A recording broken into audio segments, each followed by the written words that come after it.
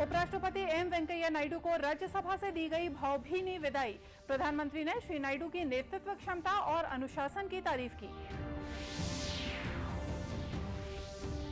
अंग्रेजी नहीं जानने वालों के लिए भी अब इंजीनियरिंग की पढ़ाई होगी आसान। तकनीकी विश्वविद्यालय में अगले सत्र से मिलेगी सुविधा।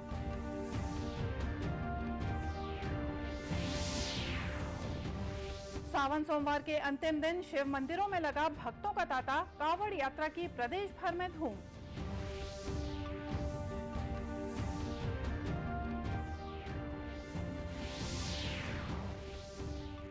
और राष्ट्रमंडल खेलों में भारत के नाम आज 4 और स्वर्ण पदक। अब तक भारतीय खिलाड़ियों ने जीते 60 मेडल।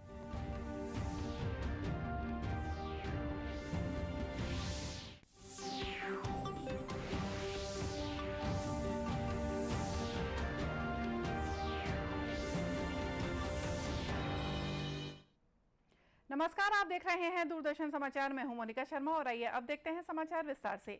उपराष्ट्रपति और राज्यसभा के सभापति एम वेंकैया नायडू को आज राज्यसभा से भावभीनी विदाई दी गई। इस अवसर पर प्रधानमंत्री नरेंद्र मोदी ने कहा कि राज्यसभा के सभापति श्री नायडू की नेतृत्व क्षमता और अनुशासन की बदौलत सदन ने नई ऊंचाइयां प्राप्त की हैं।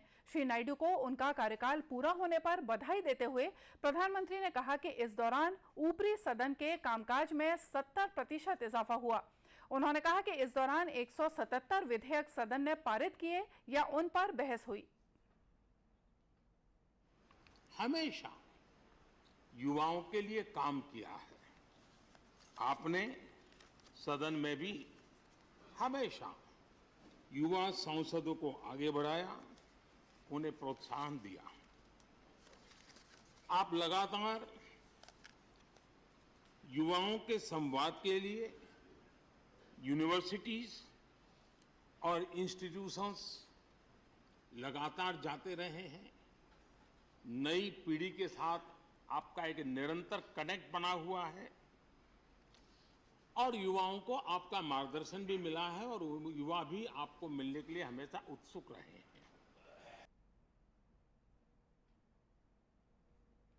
प्रधानमंत्री ने भाजपा अध्यक्ष के रूप में श्री नायडू के नेतृत्व, केंद्रीय मंत्री के रूप में उनके परिश्रम और उपराष्ट्रपति के रूप में उनकी गरिमा की सराहना भी की। केंद्रीय गृह मंत्री अमित शाह ने आज ओडिशा के कटक में ओडिया दैनिक द प्रजातंत्र की 75वीं वर्षगांठ समारोह का उद्घाटन किया। इस अवसर पर उन्होंने कहा है कि अत्यधिक उज्जवल भविष्य ओडिशा की प्रतीक्षा में है। श्री शाह ने ओडिशा के लोगों को विनम्रता से नमन किया, जहां के अत्यधिक गरीब परिवार की बेटी द्रौपदी मुर्मू भारत के राष्ट्रपति पद तक पहुंची हैं।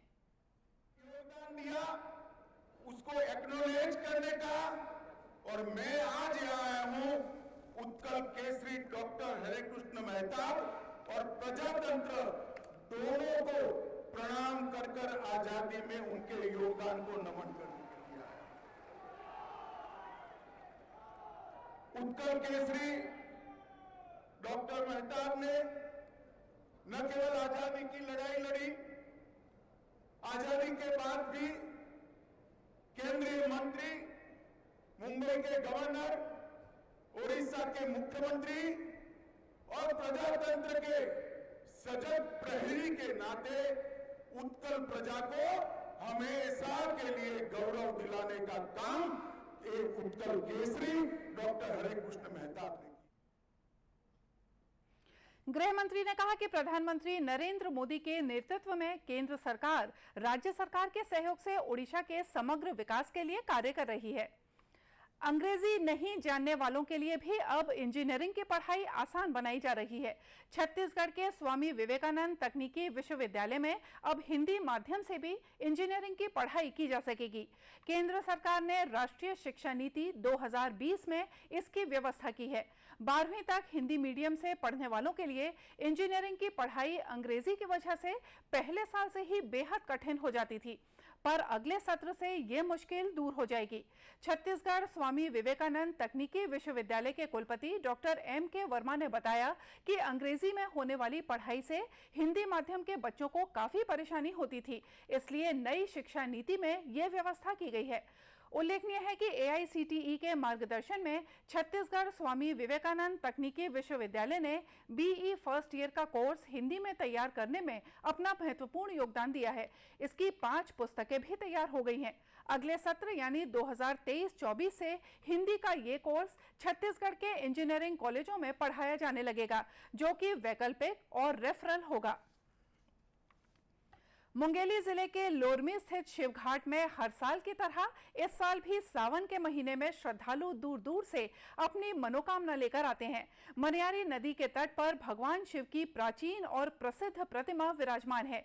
पूजा करने पहुंचे श्रद्धालुओं का कहना है कि यहाँ जो भी भक्त सच्चे मन से मनोकामना मांगते हैं, उसे भगवान जरूर पूरा करते हैं। काफ़ी पुरानी मंदिर है, प्राचीन मंदिर है।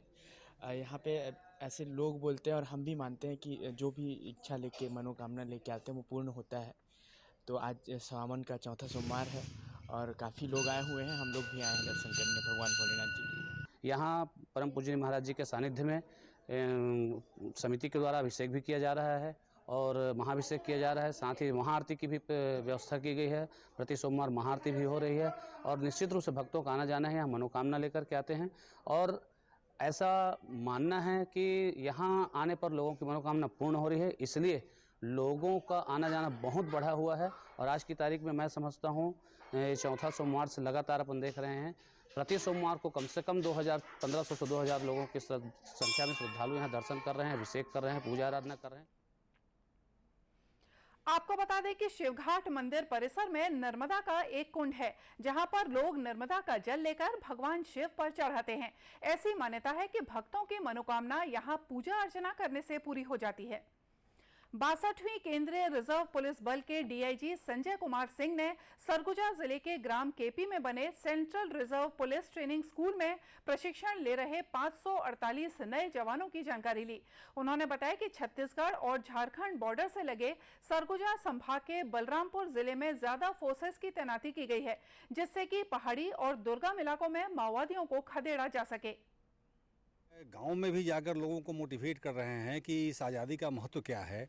वहाँ जो स्कूल है उस स्कूल में भी जाकर बच्चों को बताया जा रहा है कि आज़ादी का कितना महत्व होता है हमारे जीवन में और इस आज़ादी को पाने के लिए हमने कितनी कुर्बानियाँ झेली है, कितनी शहादत झेली है। इससे गांव-गांव में भी जाकर जब हम ऑपरेशन में जाते हैं, अंदर के क्षेत्रों में, दुर्गम इलाकों में जाते हैं जहाँ पर अभी भी बेसिक सुविधाएं नहीं हैं, तो वहाँ पर इस कार्यक्रम के बारे में लोगों को बताया जाता है। साथ साथ CRPF अभी अपने साथ जो है तिरंगा को लेकर और गांव-गांव जा रही है। 62वीं केंद्रीय रिजर्व पुलिस बल में भी आजादी का अमृत महोत्सव मनाया जा रहा है। जवानों द्वारा आसपास के गांव और स्कूलों में जाकर लोगों को झंडा देकर आजादी की कहानियां सुनाई जा रही हैं। भाई बहन के प्रेम का पर्व रक्षाबंधन 11 अगस्त को धूमधाम से मनाया जाएगा। रक्षाबंधन के अवसर पर कोरबा जिले की महिलाएं प्रधानमंत्री के लोकल फॉर वोकल को साकार करती हुई नजर आती हैं। यहां की महिलाएं छत्तीसगढ़ के पारंपरिक संस्कृति और घरेलू सामानों को रेशम की डोर में पिरोकर आकर्षक स्वदेशी राखियां तैयार कर रही हैं। कोरबा कलेक्टर संजीव झा ने बताया कि महिला समूह की दीदियां काफी गतिविधियां कर रही हैं। रक्षाबंधन के त्योहार को लेकर समूह की महिलाएं स्वदेशी राखियां बनाकर देशी कला को बढ़ावा दे रही हैं। उन्होंने कहा कि कलेक्टरेट, जिला पंचायत और C-Mart में काउंटर खोलकर स्वदेशी राखियों की बिक्री को बढ़ावा दिया जाएगा। उसके हिसाब से बहुत बड़ी संख्या में राखियों का निर्माण किया जा रहा है, जो हाथ से बनाई जा रही है और अपनी देसी कला का एक नमूना भी है। साथ के साथ अच्छी बात यह है कि वो स्थानीय उपलब्ध जो सामग्री से धान है या बाकी जो देसी अनाज है उनके बीज हैं, उससे भी राखियां बना रहे हैं, जो कि न केवल देखने में कलात्मक है बल्कि वो किसी भी तरह के न उसमें केमिकल कपड़ा है या कोई केमिकल ऐसा इक्विपमेंट, कोई केमिकल पदार्थ का उपयोग किया है। राखियां तैयार कर रही जननी संकुल की महिला समूह के सदस्यों ने बताया कि वे चावल, गेहूं, धान, रुद्राक्ष सहित मखना और रखिया के बीजों से राखी बना रही हैं। इनमें लोकल घरेलू सामान लगे होने के कारण इनकी लागत काफी कम है, लिहाजा इन स्वदेशी राखियों को आम लोग भी खूब पसंद कर रहे हैं। और माँ भाई बहन के बढ़िया प्यार बने रहे। और ये राखी है पैरा और धान, चावल, दाल, ये गेहूँ ये सब से बनाए जाते हैं सर। और हमारा उद्देश्य है कि सब जितना हमार महिला संगठन के लेडीज़ मन हैं ते मन सब बढ़िया ला थोड़ा थोड़ा रोजगार मिले। पिछले बार हम लोग 10,000 राखियाँ बनाई थी और 18,000 का मुनाफा हुआ था। और इस साल दीदियाँ बहुत उत्साहित हैं कि उससे ज़्यादा मुनाफा हो, उससे ज़्यादा आवक हो, जिससे इनका घर अच्छे से चल सके। गौरतलब है कि कोरबा की महिलाएं घरेलू सामानों का उपयोग कर एक और जहां आकर्षक राखियां तैयार कर बाजार में आने वाली चाइनीज राखियों को सीधे टक्कर दे रही हैं, तो वहीं आत्मनिर्भर भारत के सपने को साकार करने में अग्रणी भूमिका भी निभा रही हैं। और अब बात करते हैं राष्ट्रमंडल खेलों की। राष्ट्रमंडल खेलों के अंतिम दिन भारत ने आज 4 और स्वर्ण पदक अपने नाम किए। भारतीय शटलर पीवी सिंधु ने महिला सिंगल्स और लक्ष्य सेन ने पुरुष सिंगल्स के फाइनल्स में अपने प्रतिद्वंदियों को हराकर स्वर्ण पदक जीता। वहीं बैडमिंटन के पुरुष डबल्स में चिराग और सात्विक साईराज की जोड़ी ने इंग्लैंड की जोड़ी को हराकर स्वर्ण पदक हासिल किया। पीवी सिंधु ने जहां कनाडा की मिशेल को, तो लक्ष्य सेन ने मलेशिया के जेई यंग को हराकर स्वर्ण पदक जीता। इसके साथ ही भारत के स्वर्ण पदकों की संख्या 20 हो गई है, जबकि टेबल टेनिस के सिंगल्स मुकाबले में अचंत शरद कमल ने स्वर्ण पदक हासिल किया। इस पदक के साथ ही भारत के कुल 60 मेडल हो गए हैं। इससे पहले रविवार को भारत ने 5 स्वर्ण पदक अपने नाम किए। टेबल टेनिस के मिक्स डबल्स में अचंता शरद कमल और श्रीजा अकुला की भारतीय जोड़ी ने स्वर्ण पदक जीता। पुरुष डबल्स में अचंता शरद कमल और जी साईनाथ की जोड़ी ने रजत अपने देश के नाम किया। वहीं महिला क्रिकेट में भारत ने रजत पदक हासिल किया।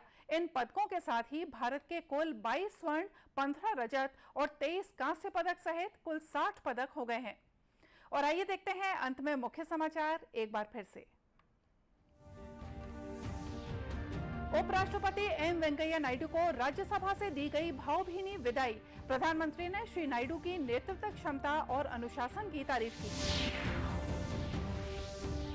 अंग्रेजी नहीं जानने वालों के लिए भी अब इंजीनियरिंग की पढ़ाई होगी आसान। तकनीकी विश्वविद्यालय में अगले सत्र से मिलेगी सुविधा।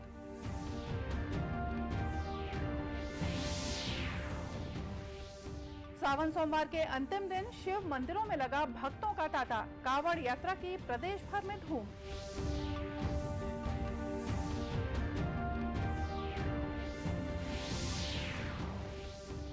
और राष्ट्रमंडल खेलों में भारत के नाम आज 4 और स्वर्ण पदक। अब तक भारतीय खिलाड़ियों ने जीते 60 मेडल।